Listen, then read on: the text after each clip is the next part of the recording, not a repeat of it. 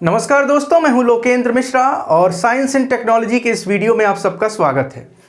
इसके पिछले वीडियो में हमने जो बात की थी वो देखा था कि यूपीएससी और यूपीपीसीएस का जो साइंस एंड टेक्नोलॉजी का सिलेबस है, ख़ास तौर पे जो मेंस का सिलेबस है उसके बारे में हमने बात की थी और कुछ बेसिक कॉन्सेप्ट्स हमने जो बायोलॉजी के थे जिसमें हम सेल्स के बारे में पढ़ रहे थे वो समझा था। अब कल की क्लास के बाद आज जो हम पढ़ने वाले हैं वो सबसे इम्पोर्टेंट क्लास है और आप ऐसा भी समझ सकते हैं कि बायोटेक की शुरुआत इसी क्लास से होती है। बायोटेक्नोलॉजी में जब हम जीन्स के बारे में पढ़ेंगे, जीनोमिक स्टडीज़ के बारे में पढ़ेंगे, जीन सीक्वेंसिंग के बारे में पढ़ेंगे, डीएनए फिंगरप्रिंटिंग के बारे में, डीएनए बारकोडिंग के बारे में पढ़ेंगे, तो उन सारी चीज़ों को समझने से पहले हमें समझना पड़ेगा कि वास्तव में डीएनए क्या है, जीन क्या है, उसके साथ साथ क्रोमोसोम क्या है, क्रोमैटिन मटेरियल क्या है, और ये सारे जो भी आपके मन में सवाल आ रहे होंगे वो सब इस एक वीडियो के बाद क्लियर हो जाएंगे। तो अगले 15 से 20 मिनट में हम वो बेसिक क्लास समझने वाले हैं जो आगे की जब भी हम जीन्स के बारे में पढ़ेंगे या बायोटेक के जो भी वीडियोज़ आएंगे उनको समझने के लिए इस वीडियो का आप समझिए कि ये बेस वीडियो है। तो चलिए शुरुआत करते हैं। सबसे पहले कल की क्लास में मैंने जो आपको बताया था वो था कि माइटोकॉन्ड्रिया क्या होता है, लाइजोसोम्स क्या होते हैं, और लास्ट जो हमने टॉपिक किया था वो किया था सेंट्रोसोम के बारे में। और सेंट्रोसोम का ही काम होता है सेल का डिवीज़न करना। सेल डिवीज़न जब होगा, एक सेल से दूसरे सेल का फॉर्मेशन होगा, तो उसमें जो योगदान है वो सेंट्रोसोम का योगदान होता है। अब आज की इस वीडियो में हम समझने वाले हैं सबसे पहले न्यूक्लियस के बारे में। न्यूक्लियस जो है वो कंट्रोल करता है पूरे सेल को। सेल में क्या फंक्शन होने वाला है उसका कंट्रोल जो है, आप कहिए कंट्रोल यूनिट जो है, वो न्यूक्लियस होता है। अब न्यूक्लियस का स्ट्रक्चर कैसा है ये समझते हैं हम। सेल के अंदर ये न्यूक्लियस है और न्यूक्लियस में ये आप देख रहे हैं कि एक लेयर ये आपको दिख रहा होगा और दूसरा लेयर आपको ये दिख रहा होगा। ऐसे ही यहाँ पर भी 2 लेयर है, यहाँ भी 2 लेयर है और ये 2 लेयर है, और इसके बीच में ये जो आपको होल दिख रहा होगा इसको हम बोलते हैं पोर। तो ये क्या है? ये है न्यूक्लियस का पोर। न्यूक्लियस में पोर होता है जिसको आप कह सकते हैं कि न्यूक्लियर पोर। क्या है ये? ये है न्यूक्लियर पोर। Nuclear pore. उसके बाद आपको ये जो डबल लेयर दिख रहा है इसको हम कहते हैं डबल मेम्ब्रेन। तो आपसे प्रश्न पूछे अगर कि सेल में न्यूक्लियस कैसा पार्टिकल है, कैसा ऑर्गेनेल है, तो आप कहेंगे कि सेल में न्यूक्लियस जो है वो डबल मेम्ब्रेन पार्टिकल है। डबल मेम्ब्रेन का मतलब क्या हुआ कि एक ऐसा ये स्ट्रक्चर है जिसके ऊपर 2 कवरिंग है। 2 कवरिंग क्यों है? क्योंकि ये सबसे इंपॉर्टेंट है। जो चीज़ आपके लिए सबसे महत्वपूर्ण होती है उसको आप सबसे अच्छे ढंग से सहेज कर रखना चाहते हैं। तो वैसे ही समझिएगा कि nucleus is most important part of the cell. जो कंट्रोल कर रहा है वो इंपॉर्टेंट तो होगा ही, जैसे हमारा दिमाग है, हमारे शरीर के पोस्चर को, हमारे एक्शंस को, हमारे थिंकिंग को, सबको ये कंट्रोल कर रहा है। वैसे ही सेल में जो कंट्रोल करने वाली यूनिट है उसको हम न्यूक्लियस कहते हैं। तो आप समझ गए होंगे कि ये डबल मेम्ब्रेन है। अब इसके अंदर आपको कुछ और भी चीज़ें दिख रही होंगी, मैं आपको बताता हूँ। जैसे कि एक सेकंड, आप ये देखिए, यहाँ पर ये न्यूक्लियर पोर हो गया, उसके बाद से इसको आप लिख सकते हैं डबल मेम्ब्रेन हो गया। Double membrane. डबल मेम्ब्रेन के बाद जो सबसे बीच में आपको ये जो स्ट्रक्चर दिख रहा है, शेडेड पार्ट, इसको हम बोलते हैं न्यूक्लियोलस। इसको हम बोलते हैं न्यूक्लियोलस। और ये जो आपको थ्रेड लाइक स्ट्रक्चर, धागा के जैसा जो आपको स्ट्रक्चर दिख रहा है, ये स्ट्रक्चर है और इसको हम कहते हैं chromatin material. Most important part of today's class is chromatin material. Chromatin material क्या है, इसी पर आगे की पूरी क्लास हम डिस्कस करने वाले हैं 15 मिनट सिर्फ क्रोमैटिन मटेरियल पे। अब क्रोमैटिन मटेरियल जो है इसके भी 2 कॉन्स्टिट्यूएंट्स होते हैं। क्रोमैटिन मटेरियल क्या है? तो धागे के जैसा स्ट्रक्चर जो आपको दिख रहा है न्यूक्लियस के अंदर, उसको हम कहते हैं क्रोमैटिन मटेरियल। इस क्रोमैटिन मटेरियल में 2 चीज़ पाई जाती है, एक को हम कहते हैं डीएनए और दूसरा है हिस्टोन प्रोटीन। याद रखिएगा, हिस्टोन प्रोटीन। तो सबसे पहले हमने समझा कि न्यूक्लियस के अंदर एक थ्रेड लाइक स्ट्रक्चर है। This thread like structure has 2 constituents, first is DNA and the second is histone protein. Clear हो गया इतनी बात? अब देखिए, इस न्यूक्लियस के अंदर ये जो मैं डॉट डॉट बना रहा हूँ, ये इसके अंदर एक लिक्विड है जो कि स्प्रेड है थ्रू आउट न्यूक्लियस। एक लिक्विड भरा होता है और इस लिक्विड को हम कहते हैं न्यूक्लियोप्लाज्म। जैसा कि आपने साइटोप्लाज्म सुना था, जो सेल के अंदर लिक्विड भरा है दैट इज साइटोप्लाज्म, और जो न्यूक्लियस के अंदर लिक्विड भरा है उसको हम कहेंगे न्यूक्लियोप्लाज्म। और जैसे साइटोप्लाज्म के अंदर सारे सेल ऑर्गेनेल तैर रहे थे, वैसे ही आप कह सकते हैं कि इस न्यूक्लियस के अंदर जो न्यूक्लियोप्लाज्म है, इसमें ही सस्पेंडेड होते हैं chromatin material, nucleolus and all other constituents. इतनी बात क्लियर हो गई। अब हम बात करते हैं इस क्रोमाटिन मटेरियल की। तो इस क्रोमाटिन मटेरियल के दो कॉन्स्टिट्यूएंट हमने समझे, एक होता है डीएनए, जिसका फुल फॉर्म आपको पता है डीऑक्सीराइबोज न्यूक्लिक एसिड, और दूसरा है हिस्टोन प्रोटीन। अब ये दोनों क्या हैं, न्यूक्लियस क्यों इतना इंपॉर्टेंट है? तो हमारे लिए आप समझिए, हम जो बात कर रहे हैं वो किसी लैंग्वेज में बात कर रहे हैं, या तो इंग्लिश में बात करें या हिंदी में करें या आप किसी भी लोकल डायलेक्ट में बात करें, तो आपके लिए कोई भाषा है, उसके लिए कोई अल्फ़ाबेट है। वैसे ही हमारे सेल में, हमारे बॉडी में जितने भी फंक्शंस हो रहे हैं, वो सारे फंक्शंस किसी कोड के फॉर्म में लिखे गए हैं। और ये जो कोड है, जो इनक्रिप्टेड कोड है, इसको डिकोड करेंगे हम कब? जब हम पढ़ेंगे जीनोमिक्स के बारे में, बायोटेक्नोलॉजी की अगली क्लास में। अब इसमें समझिए कि ये जो क्रोमाटिन मटेरियल है, जिसमें कि डीएनए भी है और डीएनए के साथ हिस्टोन प्रोटीन भी है, जब हम दोनों को एक साथ बात करें, मतलब combined form of DNA plus histone protein और डीएनए को के कंबाइंड फॉर्म की जब हम बात करेंगे, तो आप समझिए इसी को हम बोलेंगे क्रोमोसोम। तो क्रोमोसोम और कुछ नहीं है, क्रोमोसोम का मतलब है कि डीएनए और हिस्टोन प्रोटीन को हमने कंबाइन किया, डीएनए और हिस्टोन प्रोटीन को कंबाइन किया, तो उसको हमने नाम दिया क्रोमोसोम। अब फिर उसी में आगे हम पढ़ेंगे कि क्रोमोसोम में डीएनए क्या है, फिर जीन्स क्या होते हैं, फिर और जाएंगे आगे तो जीनोमिक्स के बारे में समझेंगे। फिलहाल के लिए न्यूक्लियस का ये स्ट्रक्चर आपको कंफर्म हो गया कि न्यूक्लियस क्या है, कंट्रोल यूनिट है, डबल मेम्ब्रेन ऑर्गेनेल है, इसके अंदर न्यूक्लियर पोर्स हैं, न्यूक्लियस के अंदर जो लिक्विड भरा है दैट इज न्यूक्लियोप्लाज्म, और उस न्यूक्लियोप्लाज्म में जो थ्रेड लाइक स्ट्रक्चर है that is chromatin material, and it has two constituents, one is DNA and the other one is histone protein. इतना अगर क्लियर हो गया तो अब हम आगे की क्लास में देखते हैं, इसमें जो डीएनए हमें पढ़ना है उसके बारे में समझेंगे। अब देखिए डीएनए क्या है, ये एक जेनेटिक मटेरियल है। हमारे शरीर से, हमारे ऑफस्प्रिंग्स में या हमारे पूर्वजों से हमारे अंदर जो भी कैरेक्टर्स आए हैं, जो भी कैरेक्टरिस्टिक्स आए हैं, ये सब जीन्स के थ्रू आए हैं। और ये जीन क्या है, तो डीएनए समझेंगे तो उसके बाद हम जीन समझेंगे। डीएनए, आपको सिर्फ एक बात याद रखनी है कि DNA contains genetic information. Genetic information DNA connect अपने आप में कैरी करता है, लेकिन इस डीएनए में अगर सपोज करिए कि ये एक डीएनए का स्ट्रक्चर है, इसको हम मान लेते हैं कि ये जो थ्रेड लाइक स्ट्रक्चर है ये डीएनए है। अब इस थ्रेड लाइक स्ट्रक्चर के अलग अलग सेगमेंट्स बना सकते हैं आप, और इसी थ्रेड लाइक स्ट्रक्चर के किसी भी एक सेगमेंट को आप पकड़िए और उस सेगमेंट को आप एक नया नाम दीजिए जिसको हम नाम देंगे जीन। तो जीन क्या है, जीन डीएनए का ही एक सेगमेंट है और कुछ नहीं है। जीन क्या है, डीएनए का एक सेगमेंट है। अब ये जो डीएनए है, इसकी अपने आप में क्या है, इसके पास इंफॉर्मेशन है। इंफॉर्मेशन होगी तो किसी न किसी लैंग्वेज में लिखी गई होगी, इंग्लिश हिंदी हम बोल रहे हैं, मगर इसमें क्या है, इसका जो अपना लैंग्वेज है वो इसके प्रोटीन का लैंग्वेज होता है। प्रोटीन, अब इसमें हम पढ़ेंगे अभी कि डीएनए कैसे कैसे बना होता है। तो डीएनए के अलग अलग कॉन्स्टिट्यूएंट्स हैं, जैसे डीऑक्सीराइबोज एक होगा, एक फॉस्फेट ग्रुप होगा, एक नाइट्रोजनस बेस होगा। इन तीनों से मिलकर डीएनए बनता है। कैसे कैसे, तो देखिए डीएनए को बनाने के लिए 3 चीज़ों की आवश्यकता है। किस किस चीज़ की, फिर से बता रहा हूँ, एक शुगर चाहिए आपको, एक नाइट्रोजनस बेस चाहिए आपको, और उसके साथ साथ आपको एक और चीज़ चाहिए जिसको हम बोलते हैं फॉस्फेट ग्रुप। लेकिन इसको समझने से पहले आप एक एग्जाम्पल समझिए। जैसे इस कमरे की जो दीवार है, इस दीवार में ईंट लगी हुई है। अब उस ईंट को बनाने के लिए सबसे पहले आप समझिए कि वॉल है। इस वॉल को बनाने के लिए क्या लगा है, ब्रिक लगा है, मगर इस ब्रिक को बनाने के लिए भी तो कुछ लगा होगा। ठीक वैसे ही डीएनए बना है न्यूक्लियोटाइड से, डीएनए बना है न्यूक्लियोटाइड से। अब जैसे इस ब्रिक को बनाने के लिए सैंड का यूज हुआ होगा, क्ले का यूज हुआ होगा और वाटर का यूज हुआ होगा। ये 3 चीज़ जब मिले होंगे तो एक ब्रिक, एक ईंट का निर्माण हुआ होगा।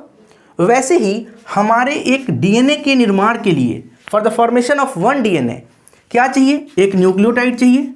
अब ये न्यूक्लियोटाइड कैसे बना है इसको समझते हैं। न्यूक्लियोटाइड बना है, एक फॉस्फेट ग्रुप होगा, एक होगा फॉस्फेट ग्रुप, एक होगा शुगर और एक होगा नाइट्रोजनस बेस, नाइट्रोजनस बेस। इन 3 कॉन्स्टिट्यूएंट्स से मिलकर बना है एक न्यूक्लियोटाइड और फिर बहुत सारे न्यूक्लियोटाइड से मिलकर बना है एक डीएनए। और ये डीएनए पार्ट किसका है? क्रोमैटिन मटेरियल का। अब आपको समझ में आ रहा होगा, सेल के अंदर न्यूक्लियस, न्यूक्लियस के अंदर क्रोमैटिन मटेरियल, क्रोमैटिन के अंदर डीएनए प्लस हिस्टोन प्रोटीन, और इस डीएनए के अंदर न्यूक्लियोटाइड, और इस न्यूक्लियोटाइड को बनाने में phosphate group, sugar plus nitrogenous base का अपना अपना पार्ट है, अपना अपना रोल है। अब कुछ बात समझते हैं। डीएनए जब हिस्टोन प्रोटीन के साथ है तो उसको हम क्रोमोसोम कहते हैं। तो आप याद रखिएगा, DNA with histone protein, with histone protein is known as chromosome. ठीक है, उसके बाद हम समझते हैं जीन क्या है। तो आप लिखिएगा, ये जो मैं लिखवा रहा हूं ये भी आपको लिखना है, प्लस मैं जो बोल रहा था वो भी आपको अपने हिसाब से नोट करते हुए चलना है, रनिंग नोट्स बनाते रहिए। हम बात करें जीन की, तो जीन क्या है? सेगमेंट ऑफ डीएनए है, सेगमेंट ऑफ डीएनए। अब एक डीएनए में बहुत सारे सेगमेंट्स होंगे, इसका मतलब है कि एक डीएनए में मल्टीपल जीन्स होंगे। एक ह्यूमन सेल की अगर हम बात करें तो लगभग 30,000 जीन, 30,000 जीन होंगे हमारे एक सेल में। एक सेल में 30,000 जीन होंगे। अब इन 30,000 जीन्स के अंदर ही इंफॉर्मेशन है। कौन सा इंफॉर्मेशन? तो character of a human being या फिर कोई भी और एनिमल। कैरेक्टर का मतलब यहाँ पे चरित्र से नहीं है, कैरेक्टर का मतलब है कि हमारे अंदर क्या गुण है, क्या लक्षण है। चरित्र से इसको नहीं आप कैलकुलेट कर सकते हैं। क्लियर है? अब ये डीएनए आपको समझ में आ गया, फिर जीन समझ में आ गया, सेगमेंट ऑफ डीएनए होता है। इस जीन के अंदर इंफॉर्मेशंस रिटेन होती हैं। ये इंफॉर्मेशंस कैसे हैं? तो इसका कोई खास लैंग्वेज होगा। इसका जो लैंग्वेज होता है वो लैंग्वेज हमें पता चलता है जब हम पढ़ते हैं इसके अंदर कौन कौन से नाइट्रोजनस बेसेस हैं। खास तौर पे 4 तरह के नाइट्रोजनस बेस होंगे डीएनए में और 4 तरह के ही होंगे आरएनए में। जो डीएनए में नाइट्रोजनस बेस है सेम आरएनए में भी वही नाइट्रोजनस बेस होगा, केवल एक को छोड़कर। एक का ही डिफरेंस है। डीएनए और आरएनए के टोटल स्ट्रक्चर, फंक्शन, सारी चीज़ों को डिफरेंशिएट करने वाला जो एक बेस है वो बेस है यूरासिल। उसके बारे में हम पढ़ेंगे कि यूरासिल एक ऐसा बेस है जो कि केवल आरएनए में होता है, डीएनए में नहीं होता है। हालांकि डीएनए और आरएनए आपस में एक दूसरे में चेंज हो सकते हैं, जिसको हम बोलते हैं सेंट्रल डॉग्मा ऑफ बायोलॉजी। तो सेंट्रल डॉग्मा ऑफ बायोलॉजी एक अलग कॉन्सेप्ट है, उसको हम समझेंगे। लेकिन उसके पहले हम समझते हैं सबसे पहले डीएनए के स्ट्रक्चर को। तो डीएनए के स्ट्रक्चर को जनरली अगर बात करिए आप तो हम कहते हैं कि एक डबल हेलिकल स्ट्रक्चर है। वाटसन और क्रिक 2 साइंटिस्ट हैं जिनका नाम आता है इसमें। लेकिन ये डबल हेलिकल स्ट्रक्चर के अंदर क्या और चीज़ है इसको भी हमें समझना पड़ेगा। तो सबसे पहले मैं इसको ड्रॉ करता हूं, 1 सेकेंड आप वेट करिए।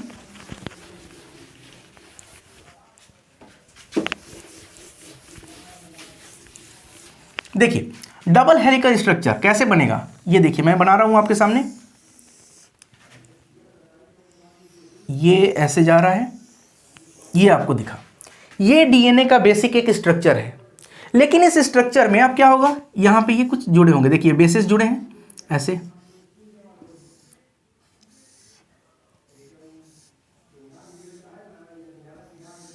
ऐसे देखिए ये ऐड हो रहा है। ये स्ट्रक्चर है एक डीएनए का। डबल हेलिकल स्ट्रक्चर होता है। कहाँ मिल रहा था? क्रोमैटिन में मिल रहा था। डीएनए प्लस हिस्टोन प्रोटीन को हम क्रोमोसोम बोल रहे थे। यहां तक क्लियर है?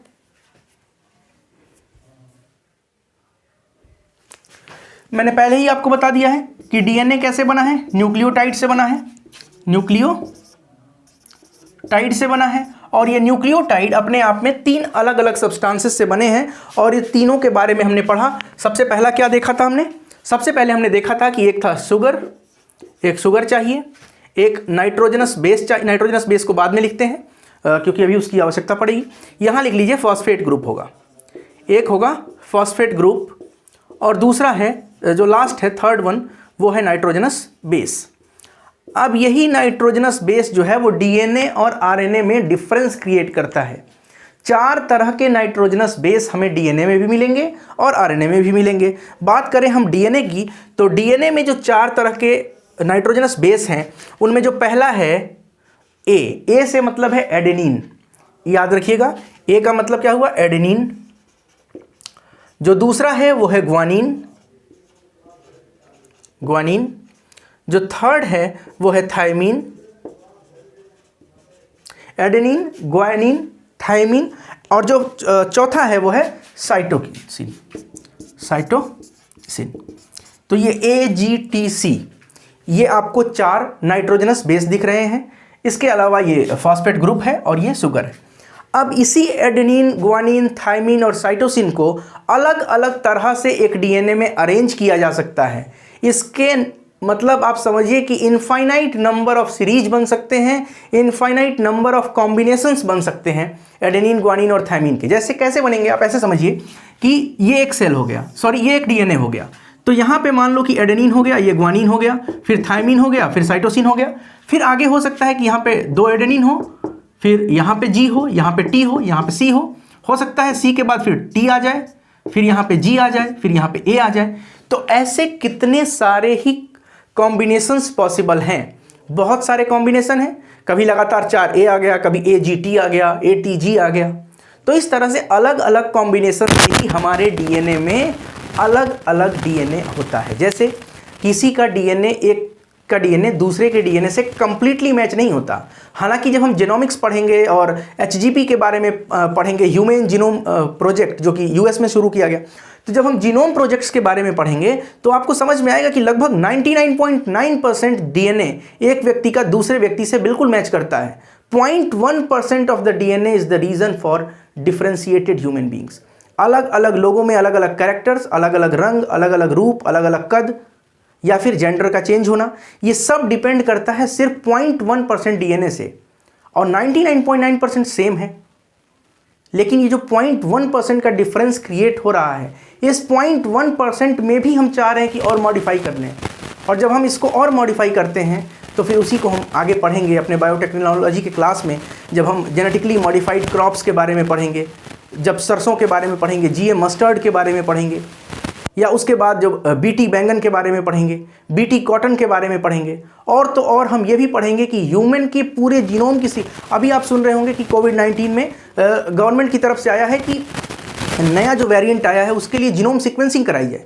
जीनोम सीक्वेंसिंग है क्या, ये हमारा अगला टॉपिक होगा। जीनोम सीक्वेंसिंग के बारे में भी हम पढ़ेंगे कि एक पहली बात कि जीनोम क्या है यही नहीं पता है हमें, तो ये तब पता चलेगा जब हम DNA के बारे में पढ़ेंगे और जीन के बारे में पढ़ेंगे।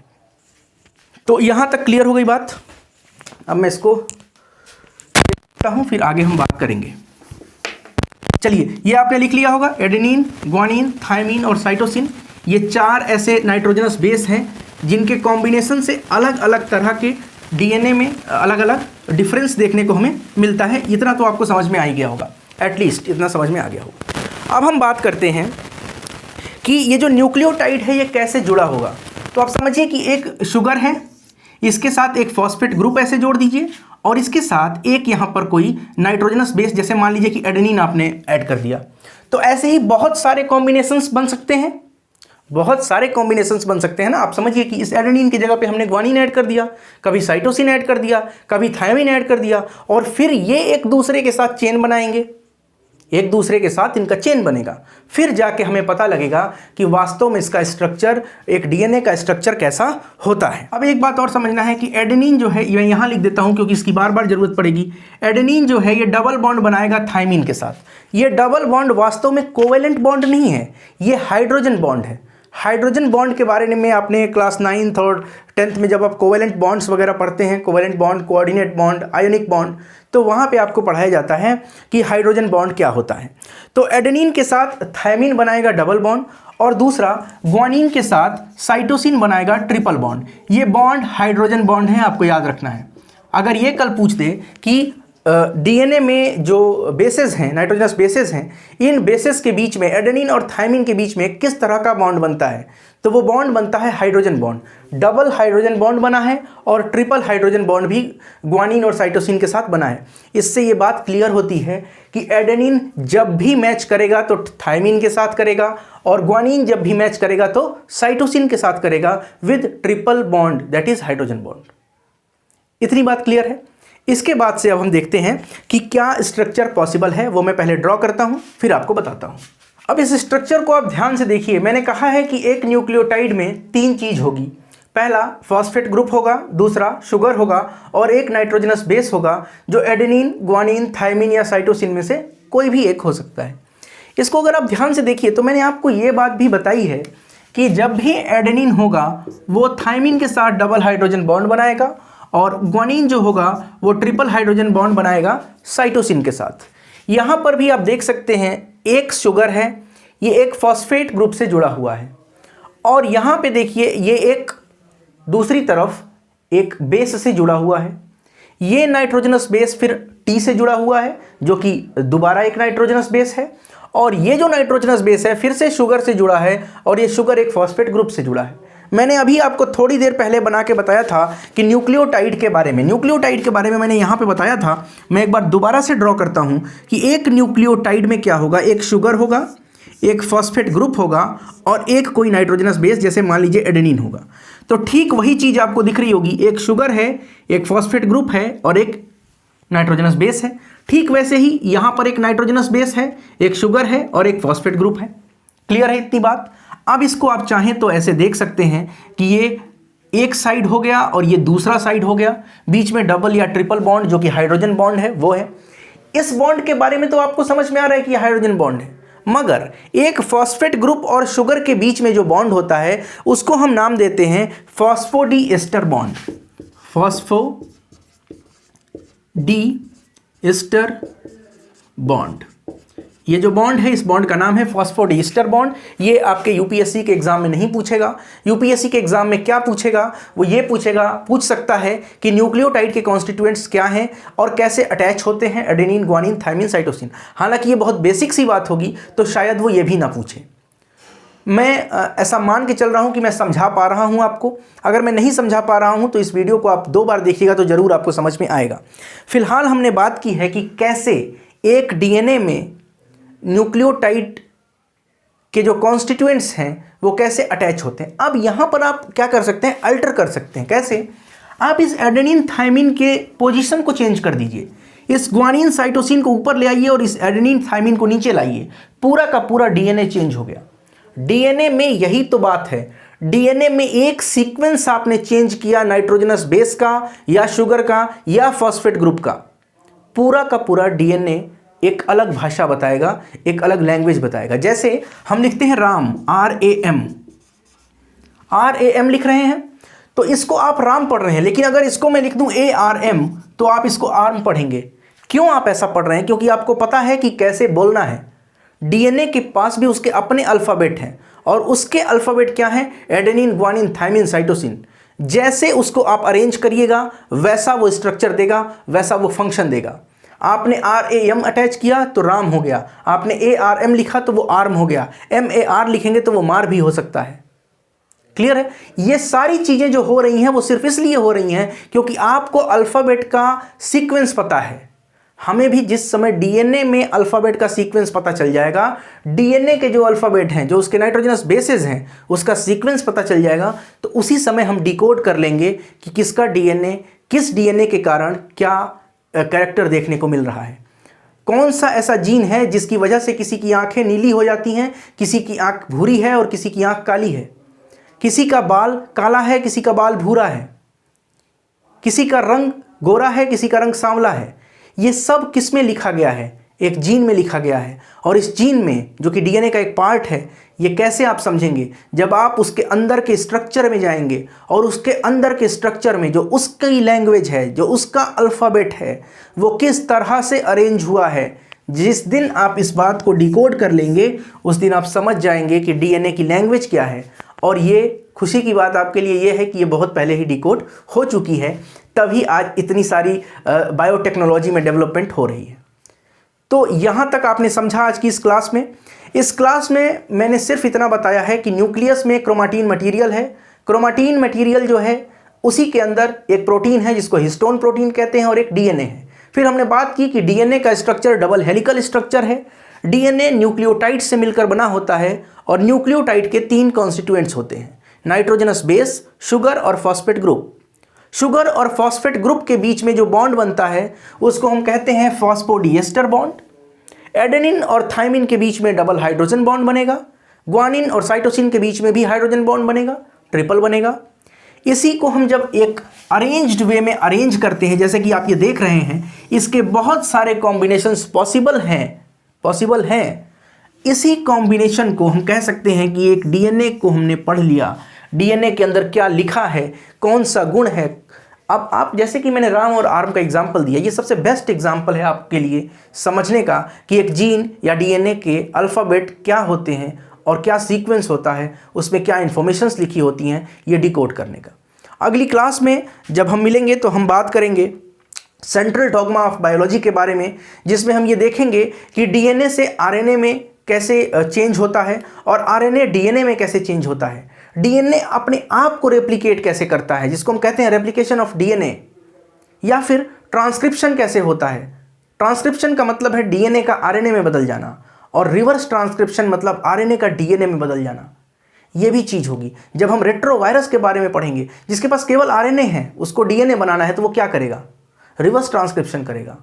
और अगर डीएनए को ही डीएनए में चेंज करना है तो रेप्लिकेशन होगा। और ये चीज़ तब हम पढ़ेंगे जब आप थोड़े से और 3-4 क्लास आगे बढ़ेंगे, और जब हम डीएनए फिंगरप्रिंटिंग के बारे में पढ़ेंगे, या डीएनए का प्रयोग कैसे हम क्रिमिनल्स को पहचानने में करते हैं। खून की एक बूंद गिरी होगी या एक बाल गिरा होगा, उस एक बाल से कैसे हम पहुँचेंगे कि एक व्यक्ति के बारे में पूरा जान जाए, क्योंकि उसका डीएनए होगा, लेकिन वो बहुत कम मात्रा में डीएनए मिलेगा। उस कम मात्रा के डीएनए को हम ज़्यादा कैसे करें, मतलब रेप्लिकेशन ऑफ डीएनए करना पड़ेगा।